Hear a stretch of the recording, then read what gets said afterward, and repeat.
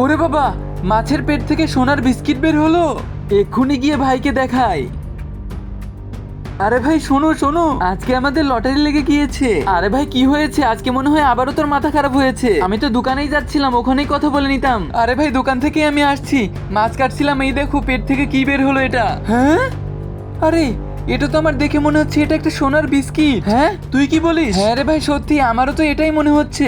ভাই তুমি দেখো তো এটা আসল না নকল হবে। এটা তো সোনাওয়ালার কাছে গিয়ে জানতে পারবো যে এটা আসল কিনা নকল। কিন্তু ভাই এখন যদি সোনাওয়ালার কাছে যাই না, সোনার দাম তো এখন অনেক কম, এটা তো আমরা রেখে দিই, এটা তো আর কোথাও পালাবে না, পরে এটা অনেক দাম দিয়ে বিক্রি করবো। আরে বলদের বাচ্চা, আগে তো আমরা এটা জানবো যে এটা আসল কিনা নকল। এটা আমরা বছর বছর রেখেই দিলাম, যদি এটা পরে নকল বের হয় তখন কি করব? আরে হ্যাঁ ভাই, এটা তো আমি ভেবেই দেখিনি। চলো সোনাওয়ালার কাছে যাই, চেক করতে তো আর কোনো টাকা দিতে হবে না, আমরা তো আর বিক্রি করছি না।